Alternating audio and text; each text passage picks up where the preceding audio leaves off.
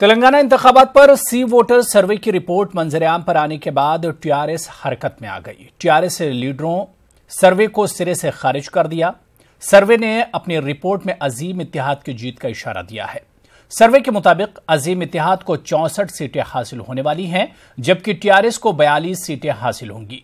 Report जारी होने के बाद टीआरएस ने अपनी इंतखाबी सरगर्मियों में तेजी पैदा कर दी है।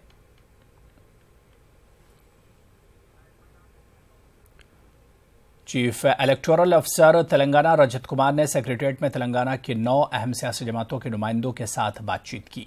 इस दौरान उन्होंने कहा कि कवायद की खिलाफ वर्जियां बर्दाश्त नहीं की जाएंगी।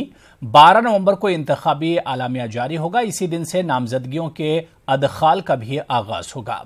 नामजदगी दाखिल करने की आखिरी तारीख 19 नवंबर है। 20 नवंबर को नामजदगियों की जांच होगी।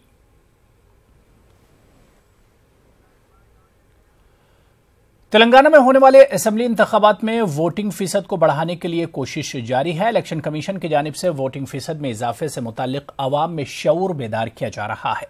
ईवीएम्स और वीवीपैट के इस्तेमाल के तरीकों से अवाम को वाकिफ करवाया जा रहा है। जगतियाल के मेडपल्ली में वोट से मुताल्लिक शऊर बेदार प्रोग्राम मुनक्किद हुआ। इस दौरान वोटर्स को वीवीपैट के इस्तेमाल और वोटिंग मशीन के इस्तेमाल से वाकिफ कराया गया। ओहदेदारों ने हर शख्स से हक रायदही में हिस्सा लेने की अपील की। पिछली हुकूमतों की लापरवाही के सबब गिरिजन इलाके में तरक्की ठप पड़ गई है। टीआरएस लीडर कडियम श्रीहरि ने कहा कि वजीर आला केसीआर ने रियासत के 3000 से ज्यादा गिरिजन इलाकों को ग्राम पंचायत में तब्दील कर दिया है। कडियम श्रीहरि ने वरंगल के गिरिजन इलाके में मुनक्किदा के इंतखाबी जलसे में शिरकत के मौके पर यह बात कही। उन्होंने कहा कि टीआरएस समाज के हर तबके की तरक्की के लिए संजीदा है।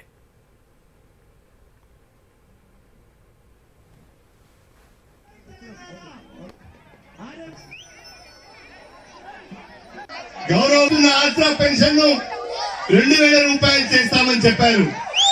1500 రూపాయలు ఇస్తున్న వికలాంగుల పెన్షన్ 3016 రూపాయలు చేస్తామని చెప్పారు। అంతేకాకుండా పేద కుటుంబాలలో చదువుకొని ఉద్యోగం రాక కుటుంబానికి భారంగా ఉన్న యువతీ యువకులకు నిరుద్యోగ భృతి కింద నెలకు 3016 రూపాయల నిరుద్యోగ భృతి ఇవ్వబోతున్నామని చెప్పి నేను మీ అందరికి సవినయంగా తెలియజేసుకుంటున్నాను। దేశంలో కొన్ని కాంగ్రెస్ పార్టీ పాలించే రాష్ట్రాలున్నాయి। ఎక్కడైనా 24 గంటల ఉచిత కరెంటు వ్యవసాయానికి ఇస్తున్నారా? ఎక్కడైనా రైతు బంధు పథకాన్ని ప్రవేశపెట్టారా? ఎక్కడైనా రైతు బీమా సౌకర్యం కల్పించాలని అడుగుతున్నా।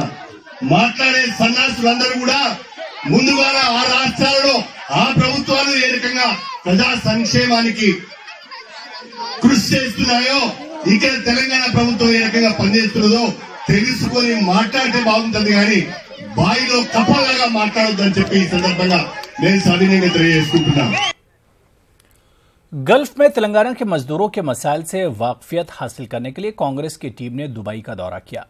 तेलंगाना पीसीसी चीफ उत्तम कुमार रेड्डी की क़यादत में रियासती कांग्रेस पार्टी के इंचार्ज कुंदिया, सीनियर लीडर जीवन रेड्डी, मधु याशकी गौड़ और दीगर ने दुबई का दौरा किया।